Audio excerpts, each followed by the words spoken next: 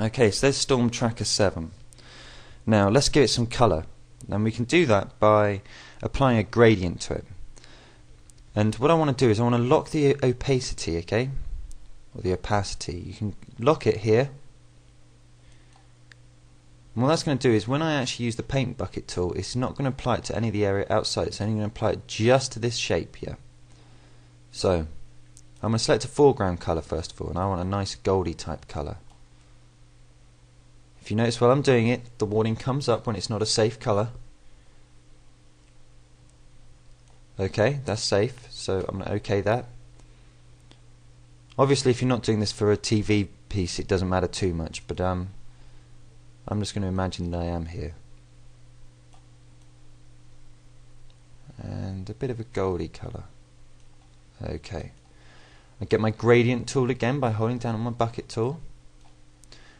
And just pull this along. And there we go. You can keep doing it until you get it how you want it exactly, okay? Yeah, I'm going to go for that, okay? So, what I need to do now is press Control and J, and that's going to duplicate this layer again. Okay? Now I need to lock the opacity on this layer. So we've got the two Storm Tracker layers now on top of each other. I'm going to lock it and press Control and Delete and make it a solid colour again. Don't worry, this hasn't affected the gradient underneath. You can see it if I get rid of the eye tool, which is to view, I can see that it's still underneath, okay? Now I've locked the opacity and made it all one colour, okay? I need to unlock the opacity now and apply some blurs to it. And this is going to create our sort of 3D text effect.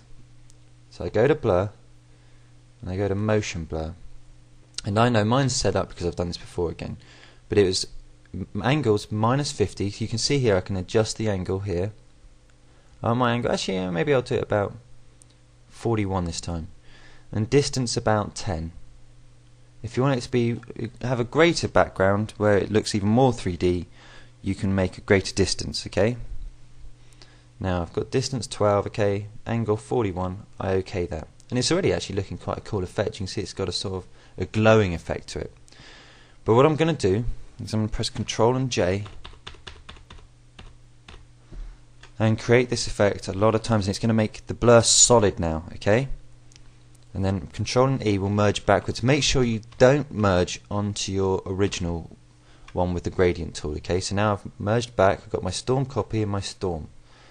And now I'm just going to drag my Storm copy behind Storm, okay? Get my arrow tool, and I can actually use the arrow keys a little bit to fine tune where I want this to go, okay? Yeah, that looks about okay. I mean, you might be saying I can't see my text now at all, but we're going to adjust that now. What I do is I go to Image, Adjustments, Brightness and Contrast, and bring the brightness right down, and that looks pretty cool, I reckon. Yeah, that's pretty good. I like that. Okay, so that's my Storm Tracker 7 logo. Let me just adjust it with the arrow keys a little bit more, maybe. Yeah, that's it there. Okay, so Storm Tracker 7.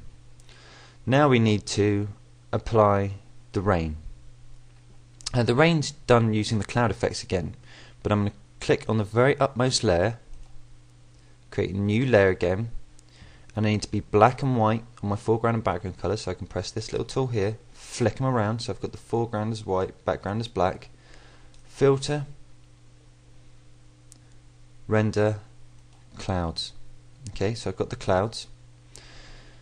Now what I'm going to do is go to filter, blur, and we're going to use the motion blur again, okay? And what this is going to do is it's going to make it seem like the rain's coming across it.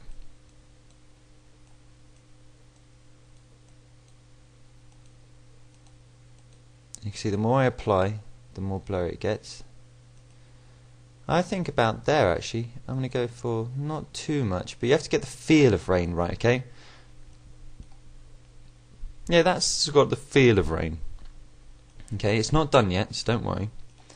Okay, that. Now I go to Filter, Noise, and add noise. I'm going to add a bit more noise. Okay. Now filter, blur, motion blur again. That's a bit too much. Oh, there it was. I can see it there. That's starting to look like rain. And you can apply some more sort of noise over the top and blur it again if you like. What I'm going to do, just to make that feel a little bit more like rain, is go to Image Adjustments, and I'm going to just play around with the contrast here and the brightness. That's too much.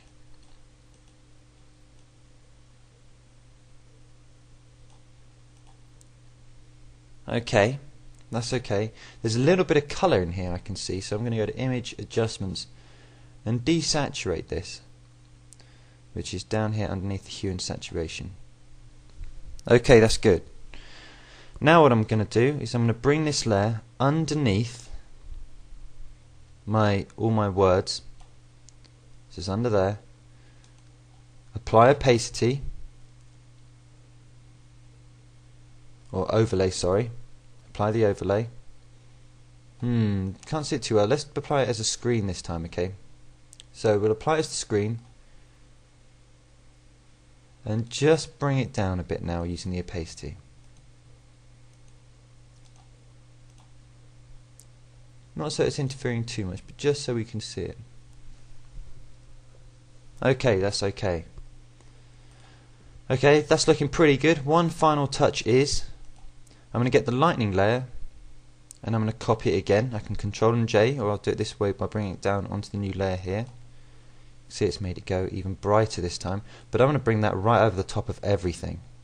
Okay, I'm going to press Control and T and adjust it slightly, but make it look like it's coming from the same source area.